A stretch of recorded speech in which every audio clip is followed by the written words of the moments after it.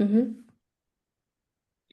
Okay, so good evening from Berlin and welcome to today's online event on anti-Jewish pogroms in Europe and the Middle East. This event seeks to explore the historical phenomenon of violent and collective anti-Semitic attacks directed against Jewish populations, examining their origins, manifestations, and long-term consequences, such as the total destruction of Jewish life across diverse geographic and socio-political contexts.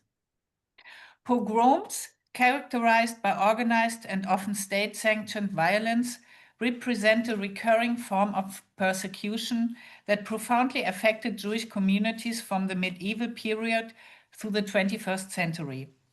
In Europe, these outbreaks of violence were frequently linked to socio-economic tensions, religious intolerance, of course, the Holocaust, political upheavals, and similarly, the Middle East. In the Arab lands, Jewish communities encountered violence within complex intercommunal dynamics shaped by anti-Semitism and anti-Zionism, nationalism, and shifting power structures.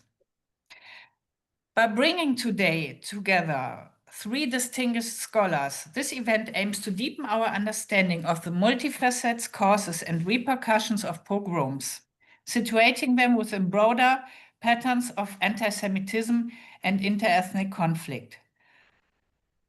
Through rigorous academic inquiry and critical reflection, we hope to contribute to the ongoing discourse on memory, identity, and the prevention of anti-Semitic violence, and the idea that killing Jews is a form of liberation. Thank you for your participation. And now it's my pleasure to introduce to you our today's moderator, Dr. Julia Pohlmann. Where is she? There she is. Julia Pohlmann is a historian specializing in the history of the imagined Jew as political trope and history of ideas across the German, British, and transatlantic spheres. She holds a PhD from the University of Aberdeen in Scotland and is set to publish an edited volume with Priha Pades titled A Multitude of Western Traditions, out in September 2025. And now, Julia, please, the floor is yours. Thanks, Verena, for this very kind invitation, of course, and also introduction.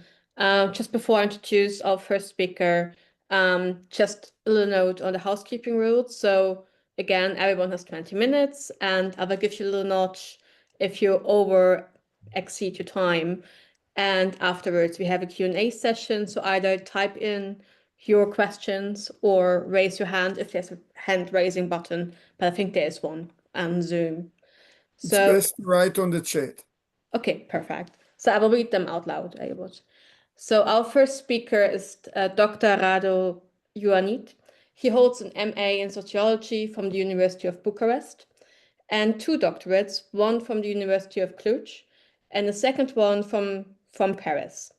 Between 2000 and 2020, he was director of the US Holocaust Memorial Museum International Archival Programs Division, and from 2000 to 2004, he served as the vice president for the International Commission for the Study of the Holocaust in Romania, chaired by Elie Wiese. From 2018 until today, he is an associate professor at the Political Science Department at the University of Cluj. He is the author of several books on Romanian history and the Holocaust, including The Holocaust in Romania and The Ransom of the Jews, which were then translated in Romanian, English, French, German, and Hebrew. He furthermore received multiple awards, such as the Independent Publisher Book Award in 2018. And since March 2020, he started his assignment as the ambassador of Romania to Israel. His talk today is titled The Anti-Jewish Program in Iași, Romania, June 1941. Radu, the floor is yours. Thank you. Good evening, ladies and gentlemen. Can you hear me, please? Yeah. Yes. Yes. Good. This is a challenge, 20 minutes. It's good and bad. Good because I'll not speak too much. Bad because it's a lot to be said.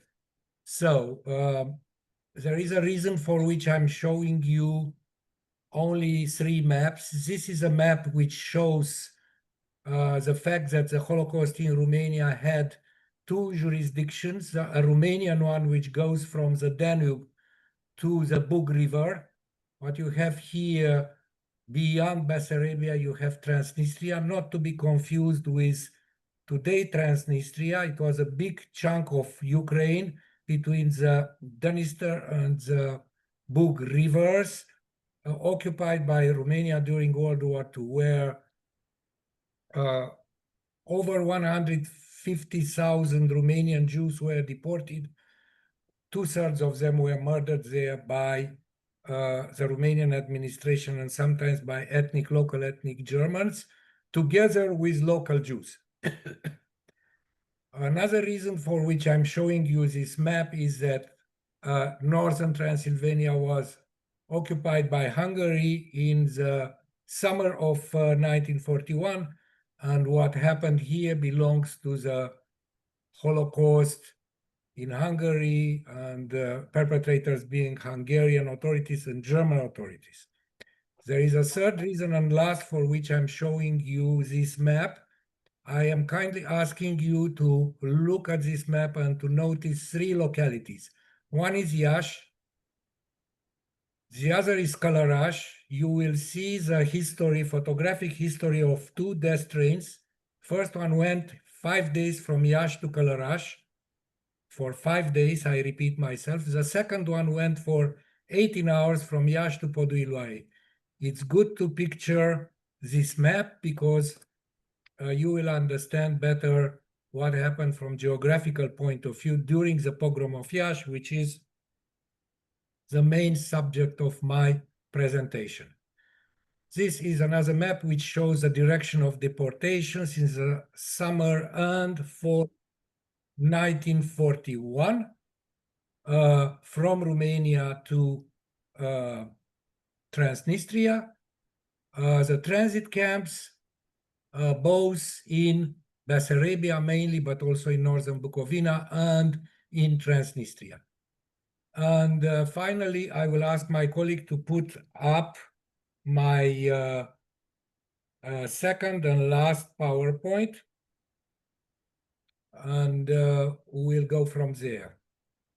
Give me a minute, please. Vă rog, al doilea PowerPoint.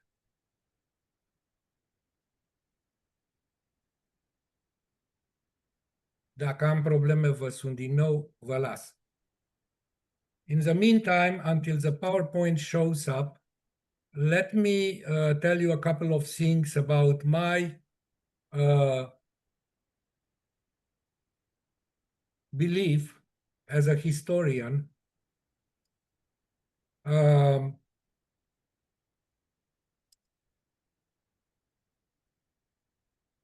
We are fine here, yeah?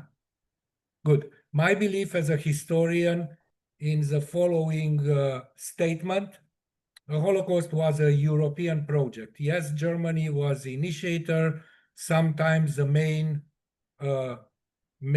factor, but what happened at the scale of a whole continent makes every nation, even those who are neutral, even those who were occupied, even those who were on the other side, like Soviet Union and Great Britain, responsible for what happened during the Holocaust. Give you only one example, and I'll go into the history of the pogrom of Iași. There was a ship called the Struma, which is in 1941 left for Palestine, 760 people, 65, only 4 had visas for Palestine. Long story short, after a few good weeks in the harbor of Istanbul, the Turks towed the ship back in the Black Sea. It was torpedoed by a Russian submarine. Everybody but one passenger, everybody died but one passenger. 4 people were able, or 5, to disembark because they had visas for Palestine. So, in a nutshell, Romanian perpetrators, German perpetrators, from whom these people were trying to escape, are, of course, the main cause of this exodus. We have the Turks Turkey as a neutral country which did not allow them to disembark. And we have on the Allies side, British who didn't give them visas, and Soviet Union who killed them physically. And this is just one example in between many. Holocaust in Romania was mainly the Romanian doing, with some German participation at the very beginning of the war. Main responsibility is the Romanian government, which is responsible for the death of at least 280,000 Jews, maybe more, half of them Romanian Jews, the other half Ukrainian Jews or Russian Jews, whatever you like.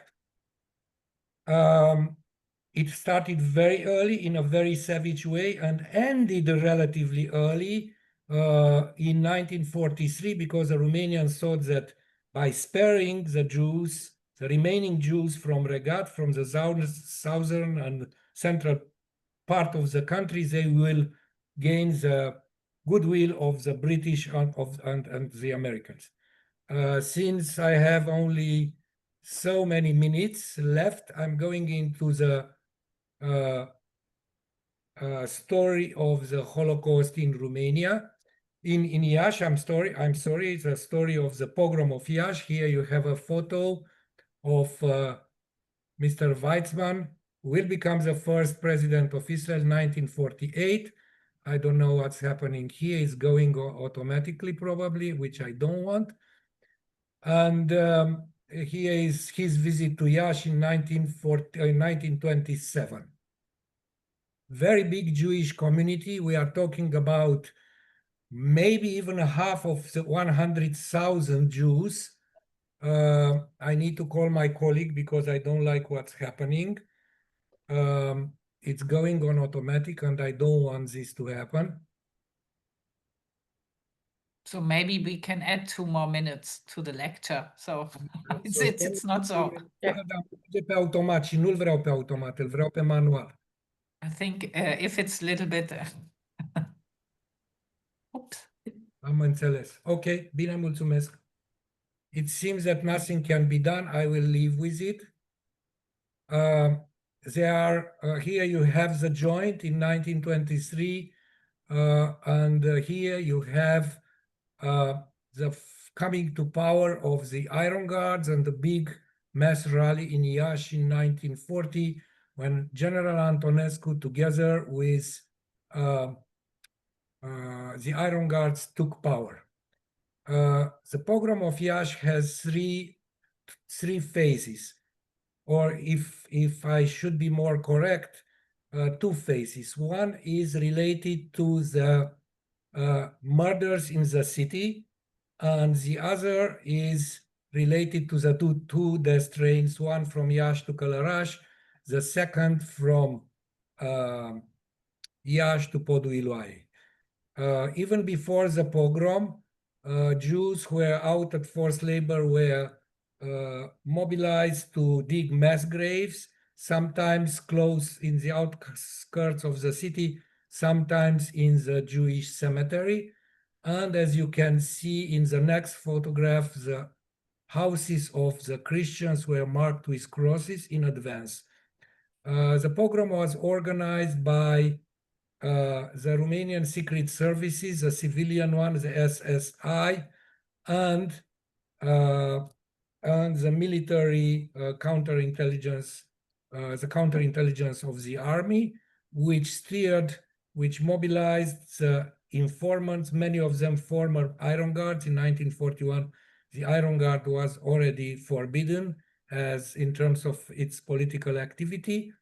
So the preparation of the pogrom was pretty thorough. I need to tell you that it's probably, together with the Auschwitz album, about which you heard, the best illustrated story of the Holocaust. Photos were taken by the Romanian secret services, by Germans sometimes, and some of the photos were bought by the American military attaché in Bucharest, who sent them to headquarters. Here you already can see Jews in the streets of Iași being arrested by paramilitary people, by Romanian military. And you can also see their arrest. Many of them were taken to the police headquarters. Here you see the bodies of the Jews in the streets of Iași, some of them being beaten up, killed by sometimes by civilians, by their neighbors, sometimes by Romanian gendarmerie or Romanian army, Romanian police, and sometimes by members of the German military units who were in Iași. These photos were published in an album which was done by myself and the Wiesel Institute, published in French, a modest edition, good editions in German, English, and Romanian. So whoever is interested in seeing these photos could obtain this album, which is called The Pogrom of Iași. Here you see again bodies of the victims. And children being killed with their parents. Very same photo from a different angle, as you can see. And people being rounded up, beaten up, and taken to, this is a photograph from Yad Vashem, which is blurred. This is how it exists. Again, Jews, you can see here Romanian soldiers and Romanian police uniforms. This guy, although we are at the very end of June 1941, has a coat for sure looted from one of the victims. Columns of Jews being taken to the prefecture of the police. Very same thing here. In general, the victims were men, seldomly women and children. And in the courtyard of the prefecture of the police, there was a checking of the IDs of the Jews. Although it's very hot, it's summer, people believe that they will be displaced for a long time, and many of them have coats, as you can see. Here is the same policeman, same winter coat. Romanian army, Romanian gendarmerie, Romanian police officer. And here they check the IDs, they give them some laissez-passer only in order to be rearrested. Again, people at the very same police headquarters being clearly beaten up, as you can see, leaders of the Jewish community. Some of them so badly beaten that they cannot stand. Very same courtyard. Same courtyard here. Not a very good photograph, but usable. And here you have survivors of this, after the pogrom, who were brought in to clean the pavement from brains, from blood, and so on. We have a testimony of a lady who was taken to do this cleaning of the courtyard. The Jews were, from Iași, were forced to march to the railway station, face down, and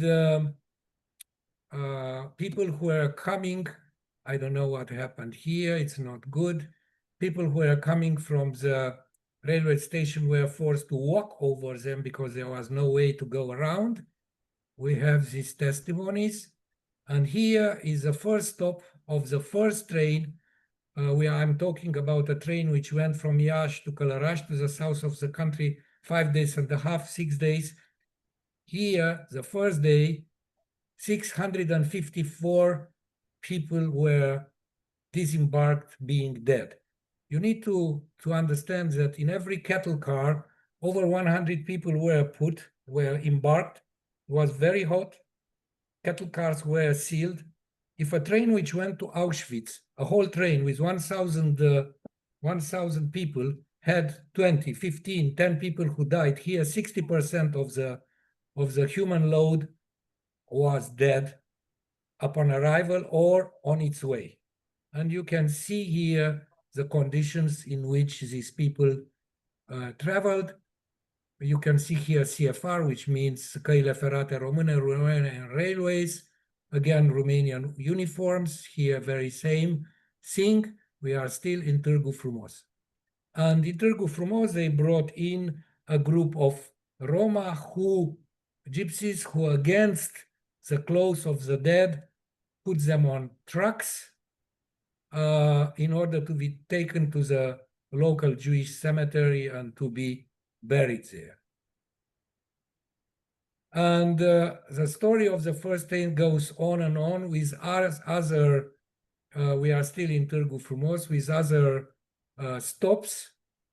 Of course, because people were dying, people who remained alive were able to breathe better. And slowly, because there was more air, and because at a certain, again, you can see here the Romanian Railroad sign. This is the embarkment of the dead on the trucks. The Jews being taken to the Jewish cemetery. And you can see the Romanian gendarmerie on the top of them. Very same story here. We have the name of the police commissar from this locality. You can see here from the back. You can see here from the stop, from the front. I'm sorry. The train went on, stopped in Sabawan. Very same story.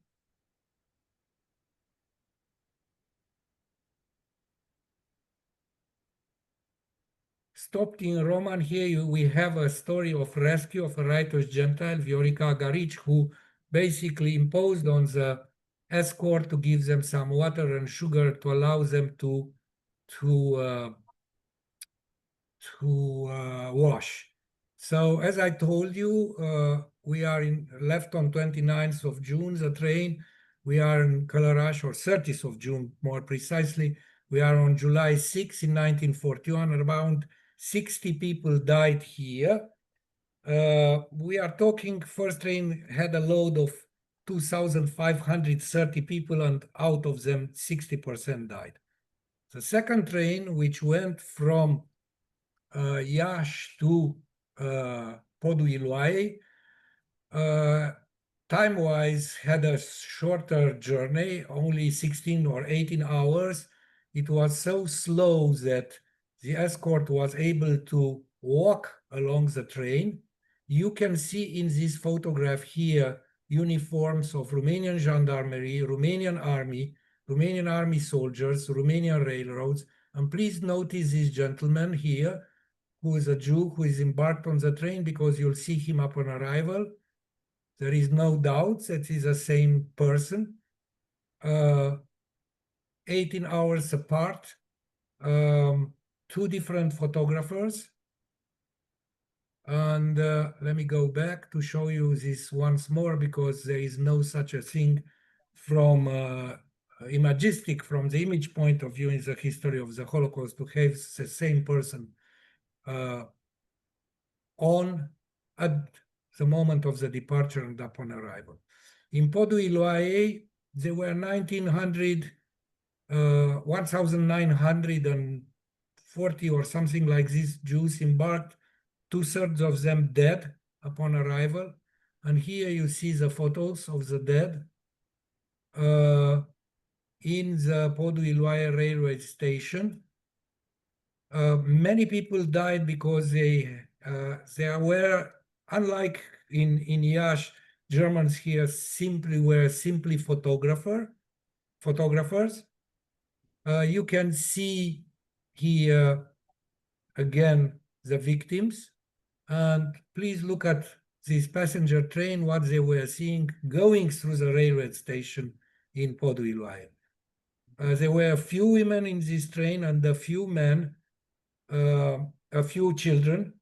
It was a tragedy because they were extremely thirsty and they drank the water from this marsh, and many of them died because of this. This is again another scene from their arrival. again, Romanian uniforms. And the Jews were buried in the Jewish cemetery from Radu, pardon me to interrupt. You have 2 more minutes, so I would like to ask you to slowly come to a conclusion. Problem and your loss, so it's fine. Here are some more images of the burial of the Jews, transportation to the Jewish cemetery, which you can see here. Few images of the war criminals were tried in 47-48, and a few images of the victims of the pogrom. And that's it. I thank you for your attention, and I will stop here and I will turn off the mic, and thank you for your attention. Thank you very much for a very insightful talk. I will just lead over to our next speaker, if this is okay. Sure. So our next speaker is Lyn Julius.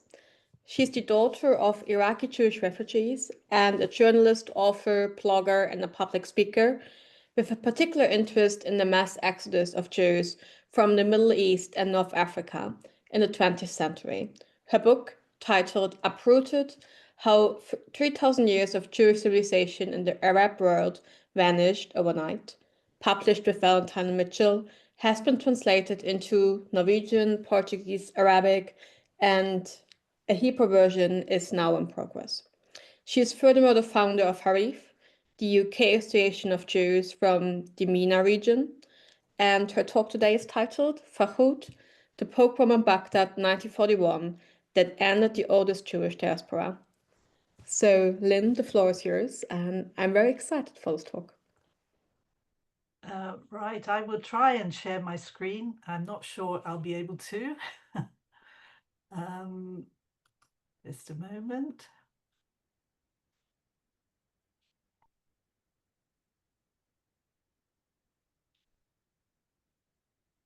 Can you see that? In a minute. Yes. Oh, good. But you have to make it full screen. Right, so play from start. Okay? Yes. Yeah.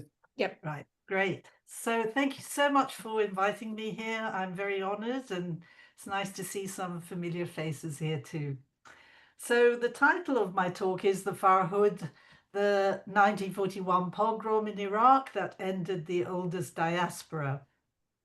So first of all, what is the Farhud? The Farhud was a cataclysmic event which broke out on Shavuot on June the 1st and 2nd, 1941. The word is Arabic for forced dispossession. The Farhud was a massacre. It was on a much, much smaller scale than what happened in Romania. But I think one can argue that its legacy is still with us today in the Middle East. And the event was unprecedented in the recent history of the Jews of Iraq. Some 180 identified Jews were murdered, but the death toll could have been up to 600, or some people say even more than that. It sounded the death knell for the Iraqi Jewish community, and within 10 years, 90% of Iraqi Jews had fled. Today, just 3 Jews live in Iraq. The Jewish community of Iraq is the oldest Jewish community, the oldest Jewish diaspora. It goes back to the Babylonian exile in 586 BCE, when King Nebuchadnezzar took the Jews as captive slaves from Jerusalem. There by the rivers of Babylon, they sat down and wept as they remembered Zion. Only 70 years later, the Persian King Cyrus decreed that the Jews could return to Jerusalem, but life was so good that many decided to stay there, and the community was in continuous residence in the land of the 2 rivers until about 50 years ago. And here you see the river Tigris with the distinctive circular boats called kufas, which sailed up and down the Tigris, the pontoon bridges across the river, and you can see the rooftops of Baghdad, and these were going to prove crucial during the Farhud because the Jews actually tried to escape their attackers by jumping from roof to roof. The roofs were very, very close. And here is a map of Iraq. It was Babylon that shaped Judaism as we practice it today, and the scholars of the pre-Islamic academies of Babylonia wrote the Babylonian Talmud, comprising the Mishnah and Gemara. And Rabbi Hillel, who you see here, was born in Babylon. The community had its ups and downs, and the Jews became subjugated dhimmis under Islam. But the Jews outlived the Medes and the Persians, the Umayyads, the Abbasids, the Mongols, the Mamluks, the Arabs, and the Ottoman Turks, right up to the British Mandate in 1917, when the modern state of Iraq was created out of 3 Ottoman provinces. It was under the British that the Jews experienced their short golden age. During the 1920s, the finance minister was a Jew, Sir Sasson Heskel. That's him on the right. And this picture shows my 2 grandfathers with their handlebar moustaches, who were importing and exporting goods from India and Europe. And Jews then comprised 1/3 of Baghdad and were the single largest ethnic group. Here is a meeting of the Baghdad Chamber of Commerce in 1938. Of 18 members, 10 were Jews. Jews were also prominent writers, musicians, and singers. However, matters started to deteriorate in the 1930s. The king of Iraq, Faisal, died in 1933. Iraq became nominally independent in 1932, but a massacre of 600 Assyrian Christians in the north of the country did not bode well for the minorities of Iraq. Although Faisal had been a friend of the Jews, he had brought with him a group of fierce nationalists, such as Sati al-Husri, who was a Syrian, who became Director General of the Ministry of Education in Iraq. And from the late 1920s, fascist influence rose in Iraq, as did anti-Semitic sentiment.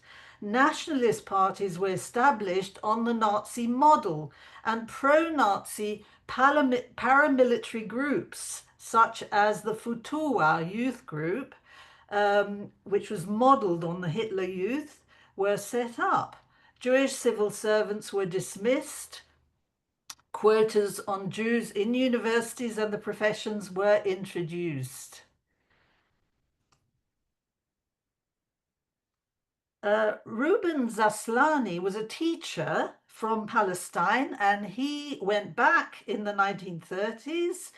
While he was in Iraq, he writes to a Muslim friend in the government that he detected a strong anti-Jewish movement, and even official circles are supporting it, he wrote. And this sort of anti-Semitic, pro-Nazi feeling was actually felt in my family. My mother had a gardener who lived at the bottom of the garden. And his wife had a baby. My mother asked him, what was his name? And the gardener said, Hitler. Now, I don't know if that was really his name or whether he said that just to spite the Jewish family that he was working for.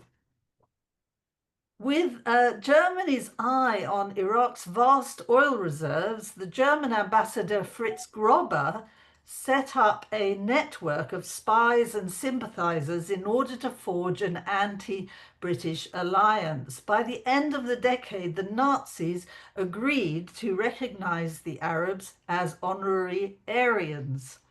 Fritz Grobber was first appointed as a chargé d'affaires in Baghdad in 1932. His name was an anagram of A. Borg. He served for 7 years until September 1939. And under Grobber, the German legation acquired an Iraqi daily newspaper called Al-Alam Al-Jadid, the New World, to spread Nazi propaganda with virulent anti-Semitism. Hitler's book, Mein Kampf, translated into Arabic, was serialized by the newspaper, and other Iraqi dailies published insightful quotations from it. And during his service in Iraq, Grobber attended the Al-Mutana Club, which was the center for Iraqi nationalism. And that was frequented by intellectuals, politicians, and army officers. And Grobber convinced many Iraqi politicians and journalists that loyalty to Britain would keep Iraq indefinitely under occupation. The country's full independence could only be achieved with the victory of the Axis powers. And after the war, Grobber was actually arrested by the Soviets in 1946, and he spent 10 years in prison. And under interrogation, he confirmed Hitler's genocidal plan for the Middle Eastern Jews. The next malign actor was the Mufti of Jerusalem, Haj Amin al-Husseini. People know that about his involvement in stirring trouble in Palestine, but fewer know about what he did in Iraq. He went into exile there in 1939, together with 400 Syrian and Palestinian families. The Mufti spent 2 years attempting to overthrow the pro-British government, inciting the local Muslims against the Jews, who were seen as collaborators with the British. After several failed attempts, the Mufti gave his backing to a pro-Nazi coup led by the nationalist Rashid Ali al-Gilani and 4 army officers. And in this picture, you see Grobber on the left, you see Rashid Ali al-Gilani wearing the glasses, and you see the Mufti at the bottom there. It is said that the Mufti and his cohorts had plans to round up and exterminate the Jews of Iraq in concentration camps. Now, Yunus Bahri is reckoned to have played quite an important role in inciting against the Jews. His name Bahri means sailor in Arabic because he briefly attended a naval academy in Constantinople. He was a larger-than-life character. Reputedly, he had 15 nationalities, was married 100 times, and fathered 100 children.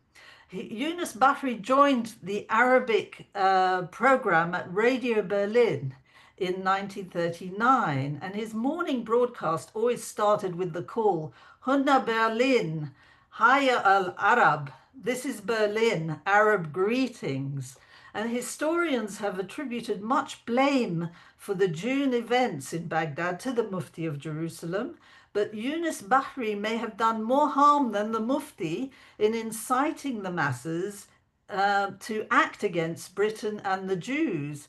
In coffee shops across Iraq, radios were tuned to his broadcasts. It took just under 2 months for the British to topple Rashid Ali's Nazi government, and by the 31st of May they had put to flight the Mufti and his acolytes, and these ended up in Berlin as guests of Hitler. But the damage had been done in Iraq. Poisonous radio propaganda inflamed the Muslims against the Jews. The British army reached the gates of Baghdad, but did not enter the city. On the 1st of June 1941, the regent, who represented the pro-British Iraqi royal family, was back in Baghdad. A group of Jews who had been locked in their homes for 2 months during the the pro-Nazi government, ventured out for the first time in their Shavuot best suits. And as they stood at the bridge over the Tigris, the Farhud started. A mob of defeated Iraqi soldiers and pro-Nazis, including some police, later joined by Bedouins in search of loot, began to attack buses full of Jews, pulling them out of the buses and killing them. The Farhud was actually premeditated. The paramilitary youth group, the Futuwa, had gone around daubing a red handprint on the Jewish homes. And the riot began in the old Jewish quarter on the right bank of the Tigris.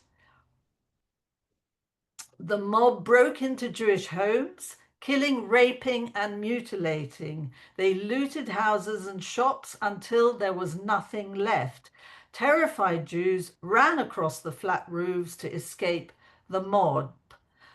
Why did the British, and here is a replica actually of the old Jewish quarter. You can see it in the Babylonian Jewry Heritage Center at Or Yehuda in Israel. So the question is, why did the British not intervene? As I mentioned, the British Army were actually stationed outside the gates of Baghdad. Now, the staff of the British Embassy could hear the screams and gunshots coming from across the river, but the British Army was under orders not to intervene until on the second day, the mob began to attack Muslim quarters. Now, the British ambassador to Iraq, Kinahan Cornwallis, is probably notorious not for what he did, but what he didn't do. Cornwallis had a long service in Iraq going back to 1921, and he was advisor to King Faisal. And like the German diplomat Grobber, Cornwallis was an old Iraqi hand, and he was rushed back into Iraq in April 1941 to deal with the Rashid Ali al-Khalani government. As the British Army advanced into Baghdad at the end of May 1941, Winston Churchill sent a personal message to Cornwallis: if you have to strike, strike hard, use all necessary force. An Iraqi officer called Captain Holt, an aide of Cornwallis, failed to tell him about the events against the Jews. Apparently he refused to wake him up. Despite pleas from the leaders of the Jewish community and the US ambassador, Cornwallis kept the British Army on the other bank of the Tigris River while the Farhud was taking its toll on the Jewish community. And a few days later, an embassy guest called Somerset de Chair paid a visit to Cornwallis. And this is what he said in his memoir: the library contained an air conditioning unit.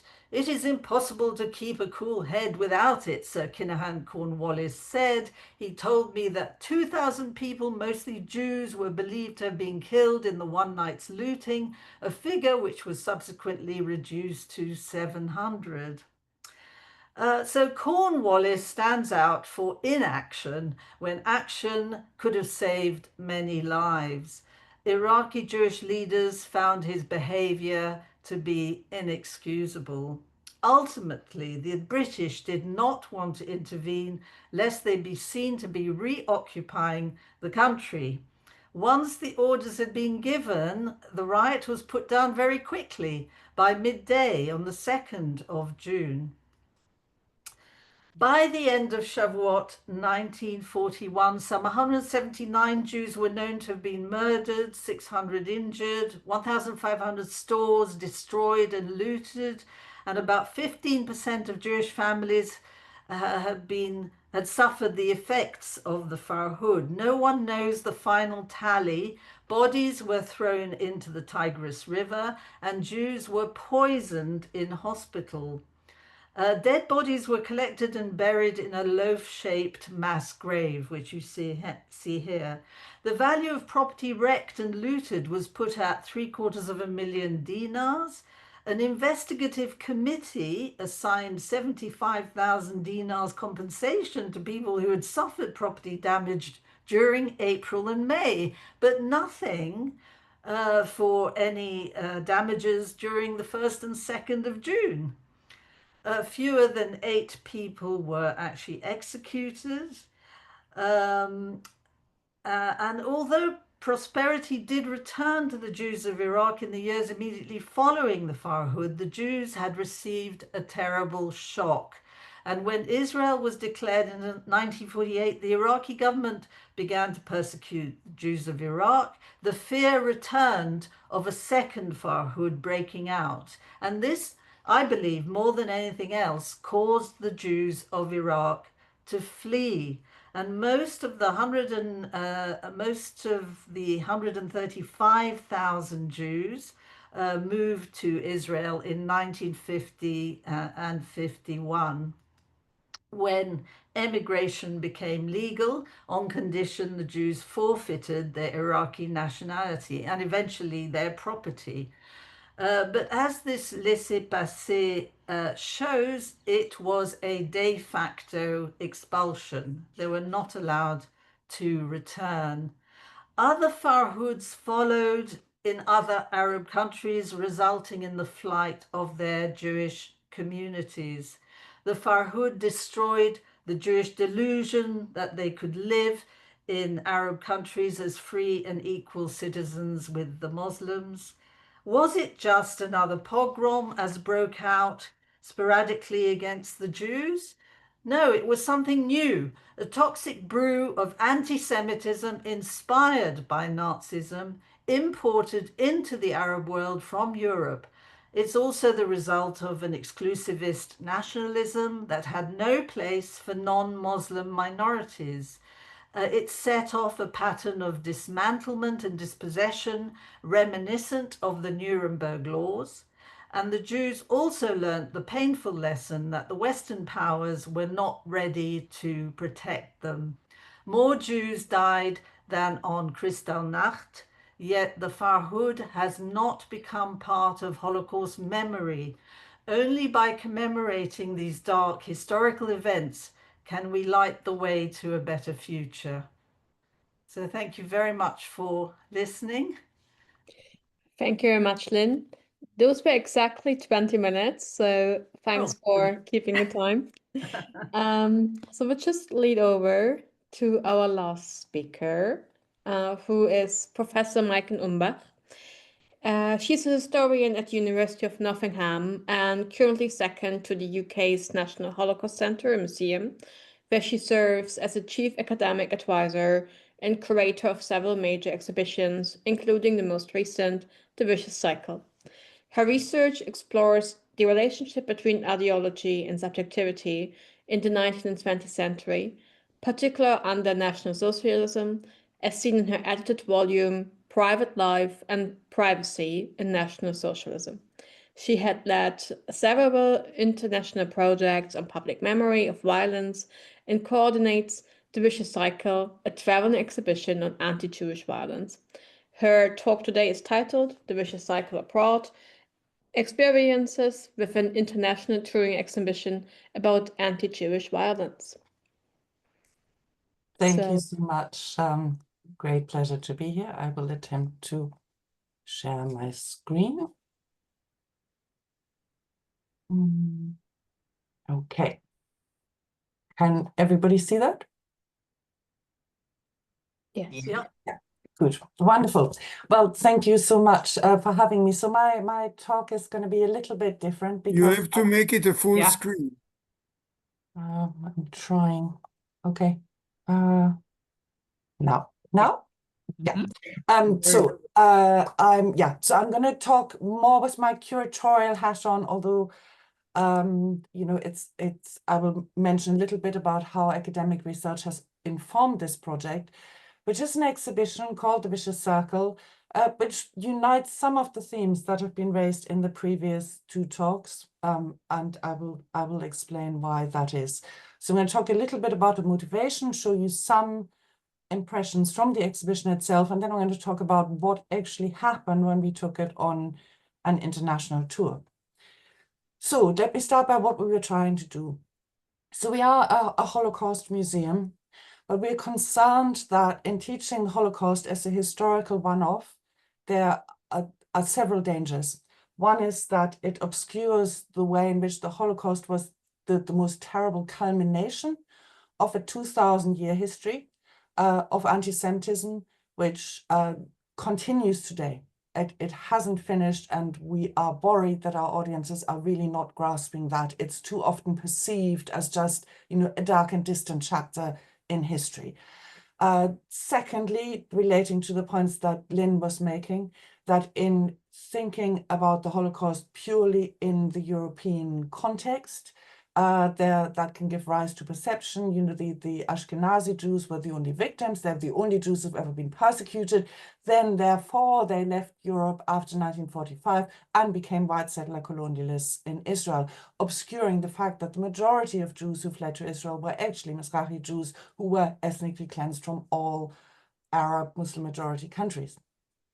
And thirdly, and this is a more complicated point, we were trying to say something about the very nature of anti-Semitism and its link to the pogrom, the title of our event today. So the pogrom defined here in the widest sense of the term as performative public violence against Jews.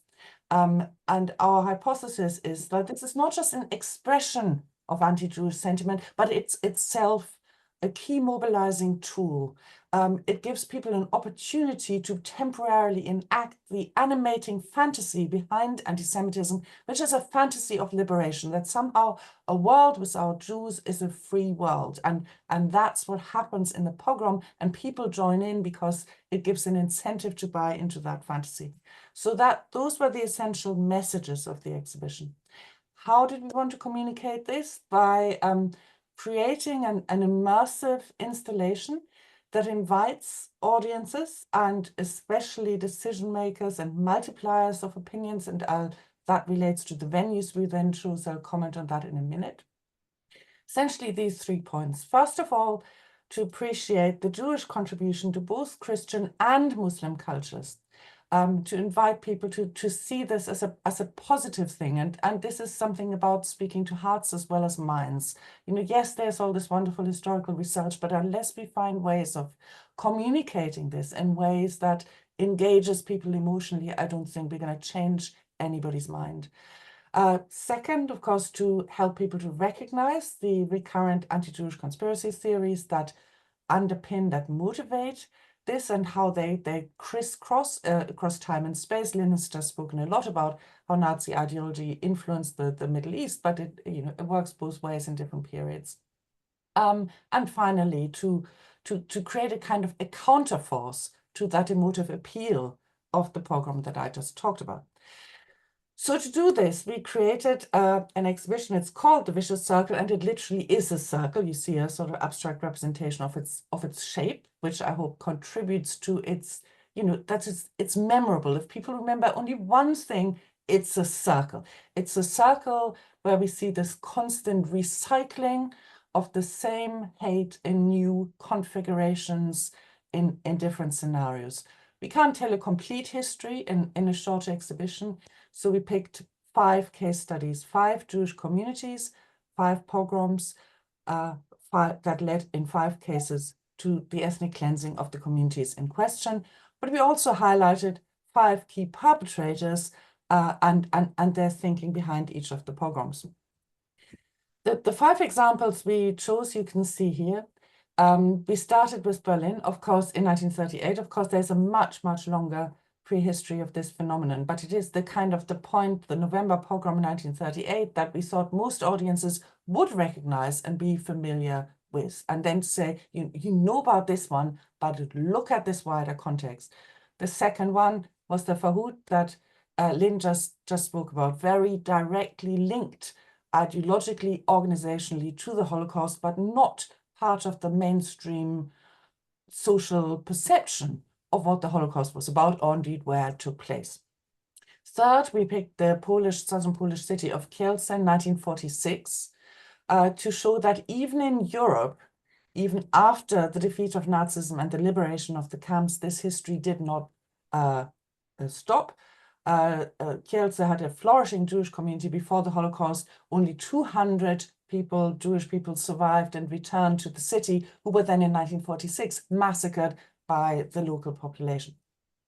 Aden, which is now part of Yemen, then a British protectorate in 1947, as an example of the kind of pogroms that were then associated with the UN partition plan for Mandate Palestine. And finally, we also included the 7th of October, because really our thinking about the emotive appeal of pogroms was very much shaped by the public responses, both in the Middle East and in the West, and especially in Western academia, the horrifyingly celebratory public responses to what happened on the 7th of October. So those were the 5 communities. For each one, we picked one original object, and there isn't time to talk about all of them, but I suppose what the reason we had them was to create that kind of positive connection that I was talking about. So they're all emphatically Jewish objects, but they also speak to the contribution that the 5 Jewish communities in question made to the wider societies. And I could tell a story about each one. I will perhaps just comment on the 2 on the right. The above on the top is a Chanukia from Baghdad, which shows the integration of, obviously it's a Jewish ceremonial object, but it integrates Islamic symbols with Jewish ones. So it speaks to that culture of millennia of coexistence and cultural co-production that were wiped out by the Farhud and its aftermath. And then let me briefly mention the one at the bottom right, a very beautiful, very moving object. It was made by Shlomo Mansour. I'm sure many of you have heard the name. The oldest hostage taken by Hamas on the 7th of October. Shlomo was retired, but he'd been a carpenter in the kibbutz where he lived. He himself was a survivor, a child survivor of the Farhud pogrom in Baghdad. His family had then relocated to Israel, like so many others that Lyn has spoken about. And he was still in his retirement making things, and he was making this toy for children. They're butterfly glasses. You put them on as part of sort of dressing up. And this was on his workbench on the day. It was still an unfinished object on the day he was abducted. And of course, then he was murdered shortly afterwards. So his family kindly lent us this object for the exhibition.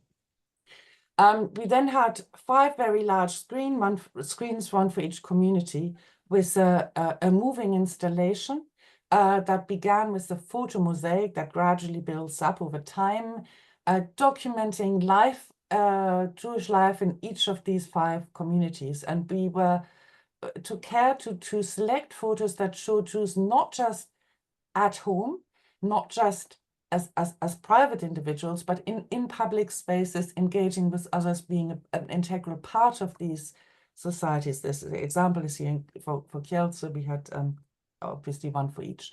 What then happens is that this photo board, when it's complete, goes up in flames and is replaced in each case by a single image of the immediate aftermath of the pogrom, in this case, the mass burial in Kielce, and some statistics about what happened to the communities in terms of numbers. To make that point, the pogrom is always a crucial step in the complete eradication or the complete ethnic cleansing of these communities.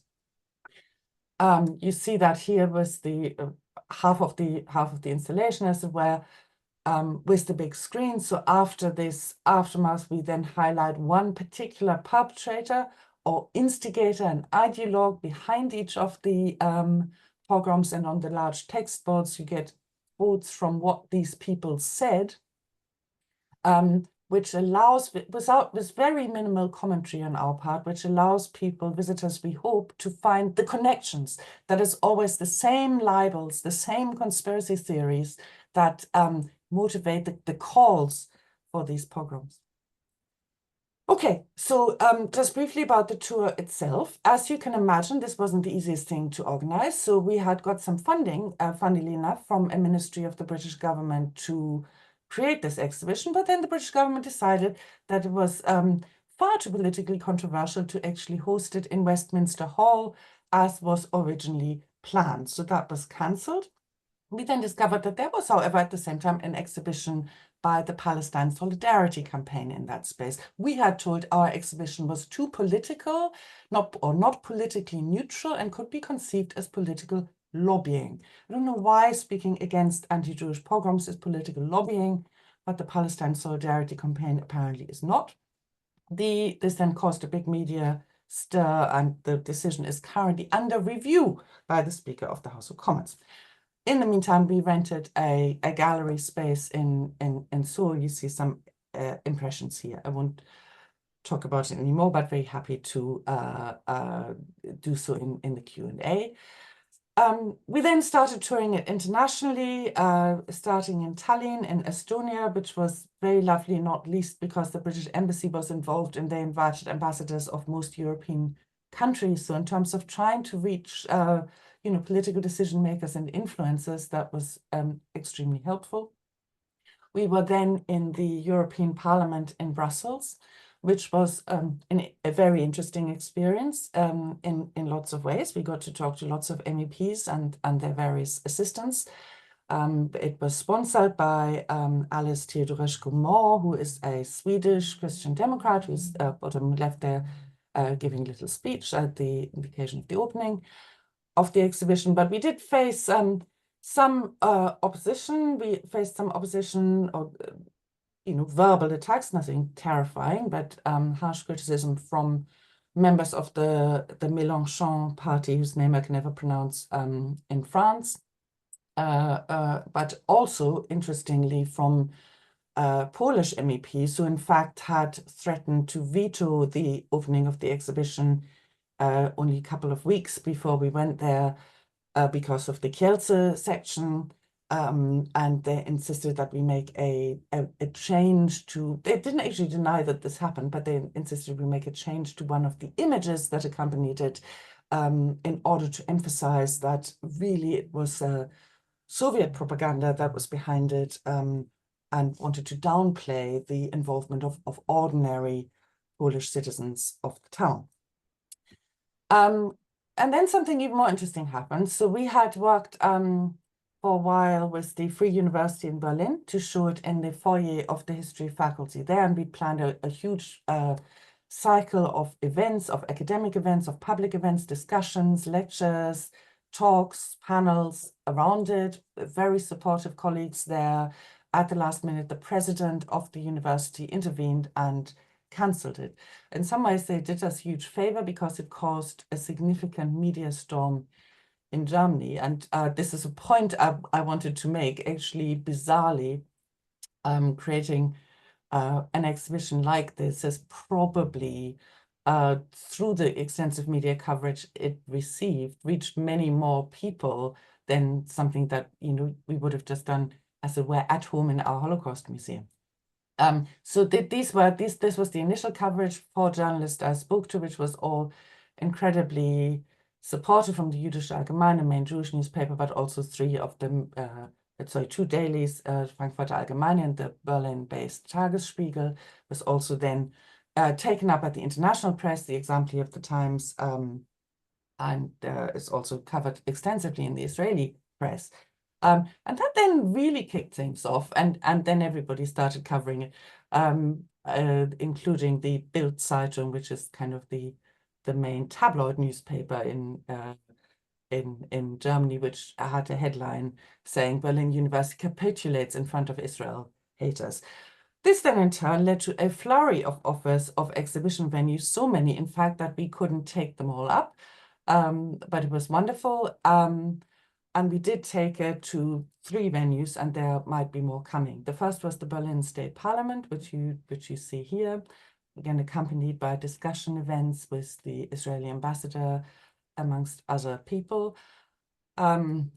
We took it to the Museum of the House of the Wannsee Conference, which was lovely and gave us an opportunity to work with the education team there, who were extremely helpful in supporting us with the guidance for visitors, organizing tours, and so on and so forth. Also, in truly German manner, they created, as you see on the top right there, a little pop-up library next to the exhibition, based on the holdings of their own library, to make it clear for audiences that there was research behind each of these stories, and that they were welcome to sit down and read more about what they were seeing in the exhibition itself.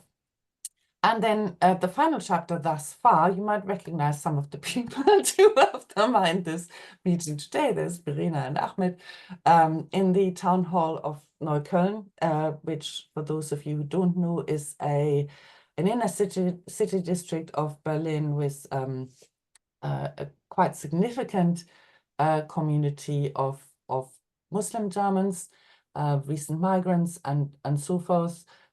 We thought it would be quite a difficult venue, but we were encouraged by the Social Democrat mayor of this district to come there, and it was really, really wonderful. And the most wonderful thing, I think, that happened was that the German Arabic school, which is based in the same neighborhood, decided to send all their kids with the teachers to look at the exhibition, which you see at the bottom there, and then issued a press statement saying that they feel that the exhibition's content, and in particular the link between Nazi pogroms and the Farhud, really needed to become part of the mainstream German school curriculum.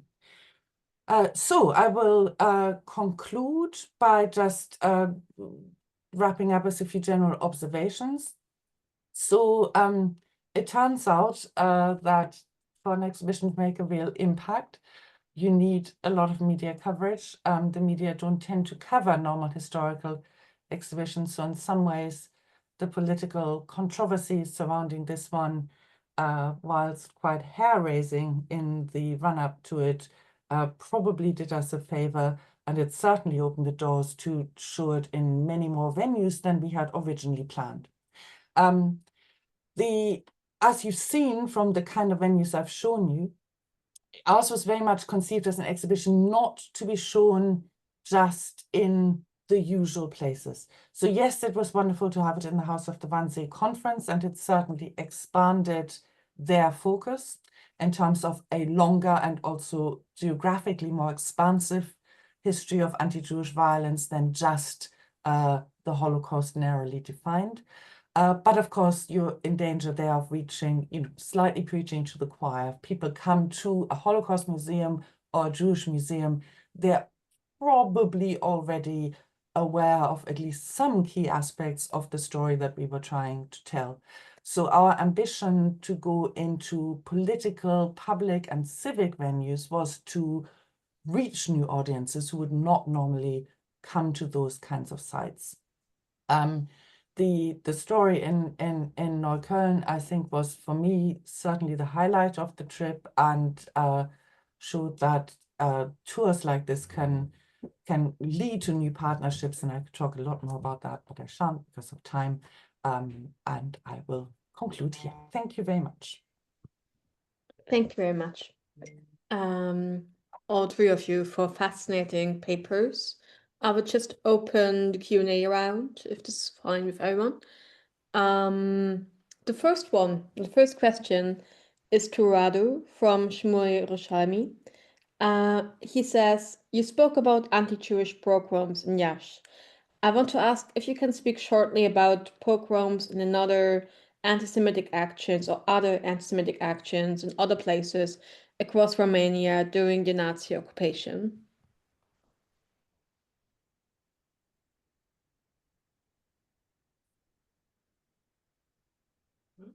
Yes, first of all, I'm sorry, but the question has a major error. Romania was not under Nazi occupation. Romania was an independent state which sided with Nazi Germany because it thought that this is the way to win the war. It has its own type of fascism, which has not too much in common with Nazism, strongly impregnated by Christian Orthodox religion. And yes, with this caveat, I can say a few things about other major anti-Jewish operations, starting with the pogrom of Bucharest, which was done by the Iron Guards in January, a sort of Romanian Kristallnacht. Over 120 Jews were killed, over 1,000 Jewish properties, synagogues destroyed. By the way, the Holocaust in Europe, pardon me for trying to correct again somebody, but Sephardic Jews were killed also in Romania, in Bulgaria and other countries. Sephardic Jews were not killed only outside Europe. We have also, by the way, my father was Jewish, and he was half Sephardic, half Ashkenaz. And by the way, also in Romania, Sephardic Jews were exactly the opposite of those from Israel. So they were looking down on Ashkenazi Jews. They were, in their minds, superior. But anyway, with this parenthesis closed, we have the massive deportation of Jews. After 60,000 of them are killed on the ground in Bessarabia and Bukovina, deported to Transnistria. We have major killings of Jews done mainly by the Romanians in Odessa, 25,000, in the Golta district, 76,000. In Berezovka, it's a joint operation, Romanian and German, ethnic Germans from Transnistria. So the story goes on. Iași is one of the best, from photographic point of view, illustrated operation, but again, we are talking about at least 280,000 Romanian and Ukrainian Jews who were killed, murdered under the Romanian administration. To whom we can add the Jews from northern Transylvania, something in the range of 130,000 who were deported by the Hungarian gendarmerie to Auschwitz, handed over to the Germans who murdered them in Auschwitz and other extermination camps. Thanks.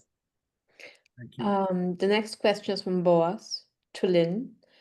How did the contemporary British explain the inaction to the Farhud?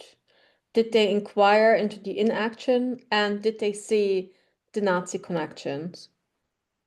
Well, I think the answer is actually the British. Very few British people have actually heard of the Farhud, let alone gone into the finer details of what happened and the attitude of the British. I think this is also true of the attitude of the British during the war and after the war, and what happened with the Exodus, and the British not allowing the boats to come into Palestine, and their contribution, their indirect contribution to the Holocaust by not allowing Jews to enter Palestine. So all this is never discussed, or very rarely discussed. An interesting point perhaps I should make about the Farhud is when my husband and I went to the National Archives in Kew and we asked for the files on that period of time, we found that pages were missing. Actually, pages had been torn out of files. So maybe the British had quite a lot to hide. We will probably never know. So interesting. Can I just hinge on that question or jump on it if you don't mind? Because during your talk, I had a question regarding my own research, because I was writing a paper on Jankowski and how the British government, in a way, stopped listening to him. And we discussed the question how the British public actually regarded inactiveness in like times of witness reports. And I'm always wondering, how is this then talked about in schools, for example, if you have an idea like the Farhud or also the Shoah and knowing about the Shoah itself. So is there like a discussion, or is it similar to what you said about the archives, just missing? Well, I can't really speak for sort of general Holocaust education. We do have, we have Maiken, who does a lot for the UK Holocaust Museum in Nottingham. We've got the Holocaust Education Trust, who go into schools. Holocaust education is quite developed in the UK. But whether it's effective is another question, and I think Maiken has sort of touched on the problems. So I can't really speak about this. It's not really my subject. But what I could say is that the Farhud does not figure. I think Maiken is really the first person I know who's a Holocaust educator who's actually included the Farhud into education, and into the exhibition. And of course, we welcome that. Thank you very much. So the next question is actually to Maiken from Boaz. He says, can you tell us more about responses in academia? And did you find that it was less open where the response is less open than cultural or political organizations? It's an interesting one because, of course, we have to date not yet managed to get this onto university campus, although there's a plan afoot to do so. But we are certainly, after the cancellation of Berlin University, I was contacted by a Jewish student organization of Frankfurt University who were very keen to have it and couldn't get it past their president either. They were super confident. They do a great relationship with the university, and the answer again was no. So we'll keep trying. In terms of the more general response from academic colleagues, as you would probably, very few people here will be surprised to hear that it's incredibly disheartening on the whole. I haven't been directly attacked by anyone for this exhibition. There was one academic who was slightly hectoring me, who came in to the exhibition in London and managed to utter the sentence, she didn't understand why I was doing the exhibition at this moment, quote, when the Jews are killing all the Palestinians. And I said, did you just say the Jews? That was a slip of the tongue. And I pointed to a text panel where we documented the rise of anti-Semitic instances since the 7th of October in the UK, which I'm sure you all know have gone up by about 300%, same across most of the Western world. And to say there seem to be a lot of people here who are making that same slip of the tongue. And she was then pounced on by an elderly Jewish man who was very cross with her and told her that he didn't feel safe walking the streets of London these days, and it was because of people like her. So yeah, I mean, one encounters this unthinking, knee-jerk, so-called progressive idiocy amongst academic colleagues all the time. I think it's a little, it's quite hard to attack the exhibition, and we thought about it quite carefully in those terms. I mean, you can attack it for being, why did you pick those examples and not others? Why isn't there more? But because we provided very little commentary, so these are all kind of thought provocations, you can't really critique the commentary. We have a quote there, from Albana saying in 1947, this UN resolution is wonderful because for centuries we've been yearning for a chance for, holy jihad to kill all the Jews. And now finally God has arranged for this partition plan to give us the opportunity to achieve that. And that's sitting there on the wall. It's what he said. So, it's difficult to then criticize the curator because I'm just quoting the sources. So in a sense, less of that, more institutional obstinacy in terms of not showing it. Having said that, I would love to take it to the United States at some point. We're also having some discussions about that. If I put it in a place like Colombia, I will probably be eaten alive. We'll see. There's another question for Maiken from Leonid, which is about access to division materials and if there's a way to access them outside of the exhibition. So is there like an online version or something like that?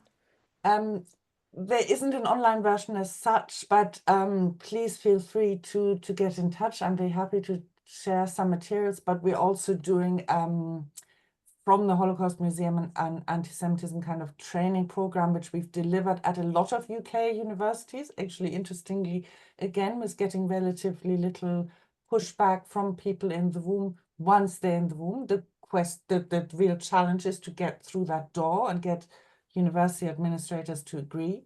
So we are constantly refreshing that, and we are using some materials from the exhibition in it.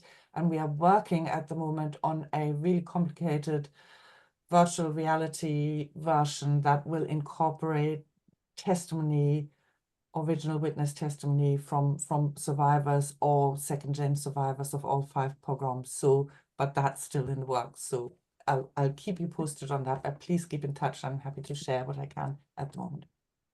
Thank you very much. The next question is from Robert.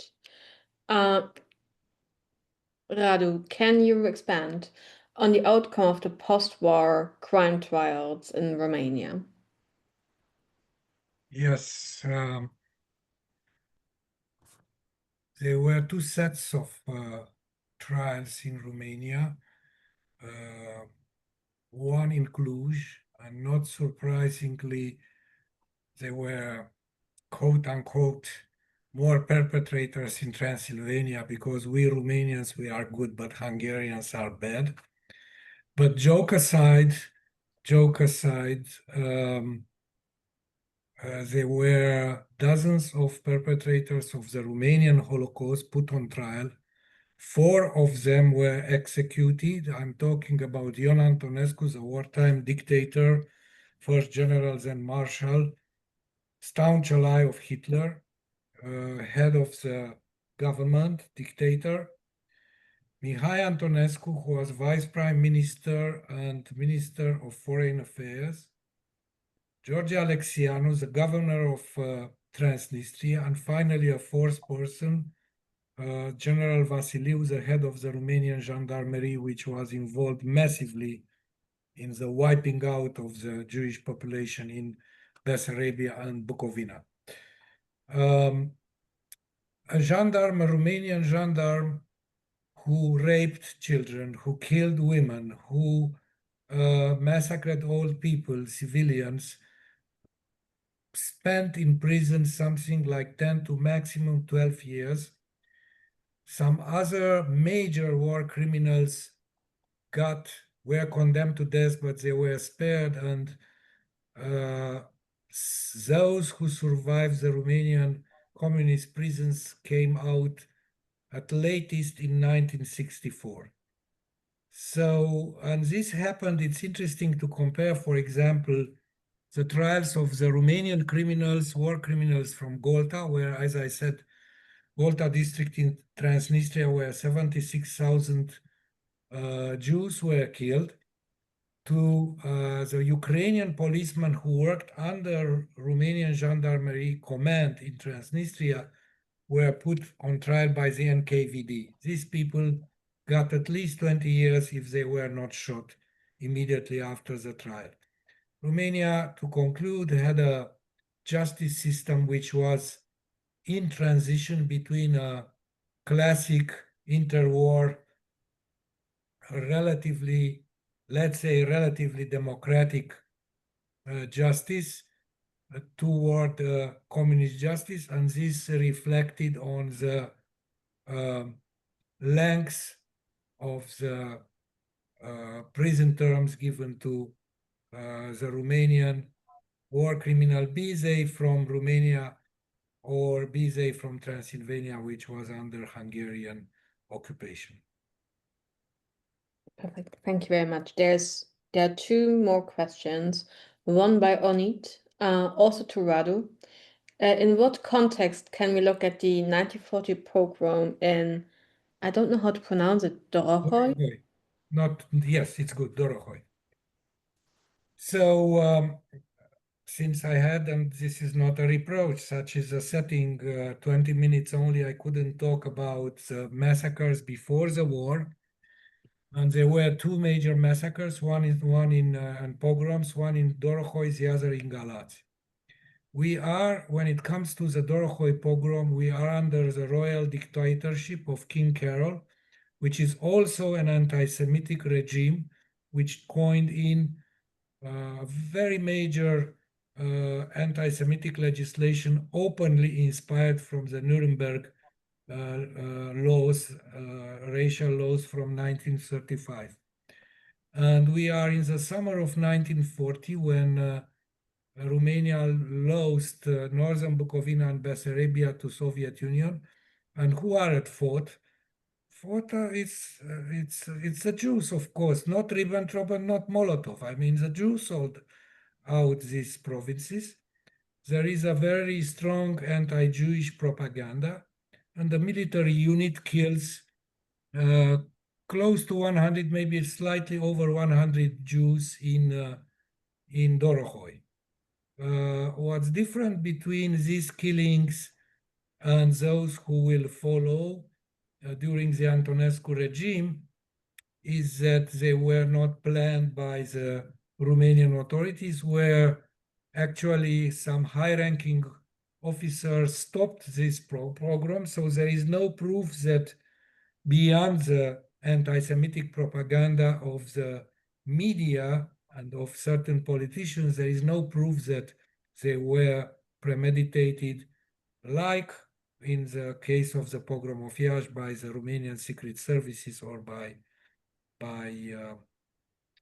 other high-ranking authorities. So this is basically the setting, the context of the pogrom of Dorohoi. Mm-hmm. Thank you very much. So the last question is by Yuri, and he wanted to voice it. Yeah, thank you so much for such interesting panel. I have probably 1.5 question for Dr. Julius, because I'm also writing now about relations about Jews and Muslims, but in Ukraine during Nazi occupation. And I'm sure you know this very well-known book by Mark Cohen. He compares history of Jews in Middle East, not in Europe, in Middle Ages, and what he says about what was relation in Muslim countries and with non-Jewish population in Christian countries. And regarding this propaganda, you mentioned about this propaganda, and Cohen says that mostly what we can call Islamic, so-called all Islamistic propaganda, is mostly Christian stereotypes, which Arabic nationalists or Turkish nationalists were taken from this traditional Christian approach. What was this, how it looks like, what was the language of this anti-Semitic propaganda in the 1930s in Iraq? And regarding commemoration, I know that in Ramat Gan, it was established one monument dedicated to Farhud, yeah, and so on. And maybe you can submit some article regarding how it's happening now. Is it any actions in descent of Iraqi Yehudim Jews regarding the commemoration? Thank you. Thank you. Well, thank you for calling me doctor. I'm afraid I'm not a doctor. I'm not even an academic, so I'm very flattered by that. You will be. You will be one day. Thank you. So I think your first question is really about the penetration, if I understand it right, the penetration of European anti-Semitism into the Arab world in the 1930s. And you're right, it did come from Europe. And Christian tropes were imported into the Arab world. And I think the main difference between traditional Islamic prejudice, shall we call it, against the Jews and what occurred in the 1930s is that the Jews under Islam were not considered a threat. They were not very important. They'd actually been defeated by Muhammad in the 7th century. Whereas the Christian view of the Jew is that he is all-powerful, he wants to dominate the world, and he is the epitome of evil. And so this concept of the Jew being, being the symbol of evil penetrated into the Muslim world. And of course, the Mufti of Jerusalem exploited this idea by backing up his anti-Semitism with sort of verses from the Quran, because obviously there are anti-Jewish verses in the Quran, especially at the end of the Quran. But basically there was a change in the concept, that the Jews suddenly became all-powerful and the epitome of evil. So I think that's to answer the first part of your question. About commemoration, I think there has been a move in the Knesset, in the Israeli parliament, to actually designate a day in the calendar to commemorate the Farhud. I think a law was actually passed in the Knesset. I'm not absolutely sure, and I'm not sure what date was decided on. I know that my organization, we do try and commemorate the Farhud every year. I've written lots of articles about it. The center, the Babylonian Heritage Center, always commemorate the Farhud every year. I mean, it's a wonderful center. If you don't know it, it's at Or Yehuda, just outside Tel Aviv.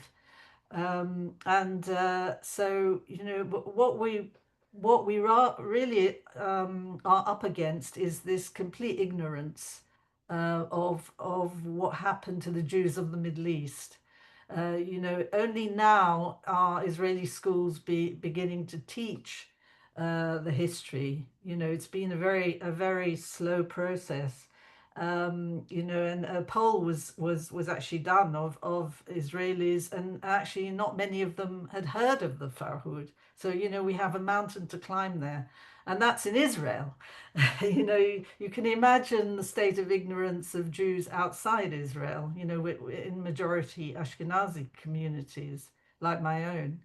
So we still have a long way to go. Could I just Thank you very add one much. little, Maiken just, one little thought. I think it's important. I mean, I agree with you, Lyn, that the idea of Jewish power is very much one that comes out of European anti-Semitism.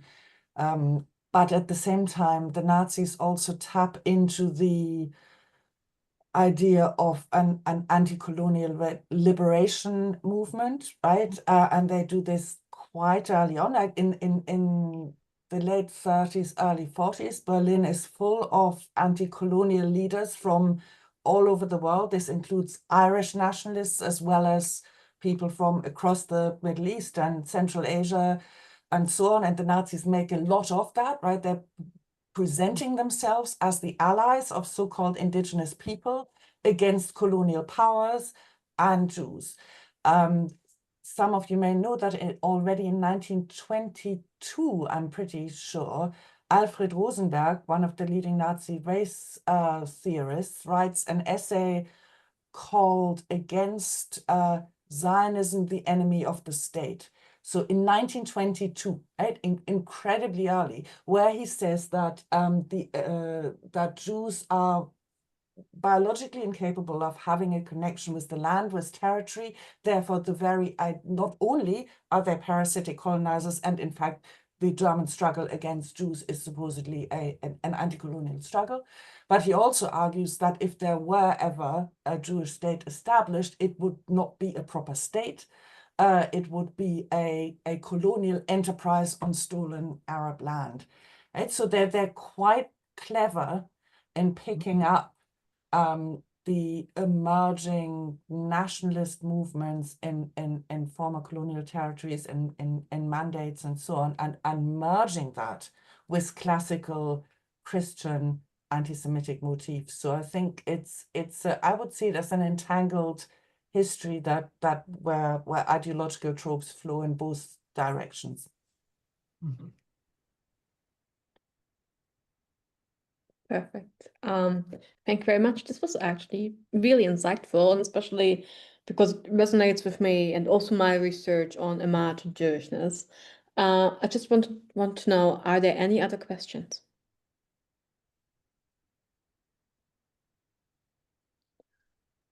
No, this is So the time to wrap up.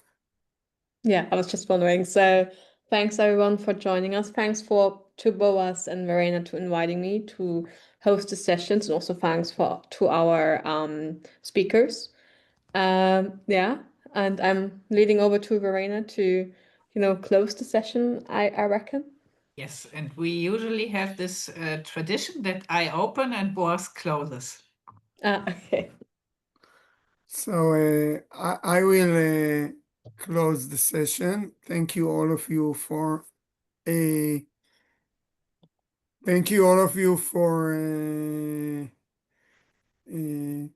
your lectures, your questions, for the moderator, Julia. Just a minute.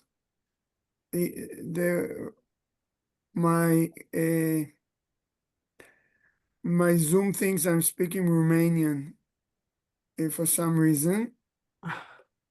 Mine too. Okay, so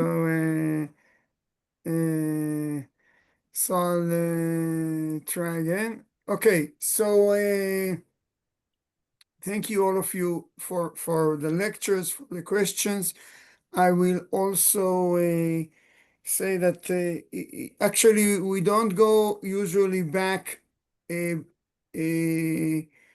talk on when we talked about pogroms, we're really wondering how to approach this, especially as we'll have only 3 speakers. Maiken's exhibition certainly resonated with us because we feel it's a very important way of showing a big story, long in history. As I told Maiken, my first visit to the museums, like I think maybe 20 years ago, it was about the discussion was about the opening panel was the whole anti-Semitism. It was the longest hatred. And I thought this is not so politically correct. Like, people don't always speak this way. People don't always speak this way, putting the Holocaust so central in the story. The anti-Semitism, sorry, so central in the story. So we have done several seminars on anti-Semitism. But I think also when we go to pogroms, what is actually the underlying connection between all of them? And can we see connections with these modern pogroms if we go 200 years back? We are using the pogrom world, which is 100 years back. And it's true that after 7th October, there was a big discussion in Israel about what did exactly happen? Like,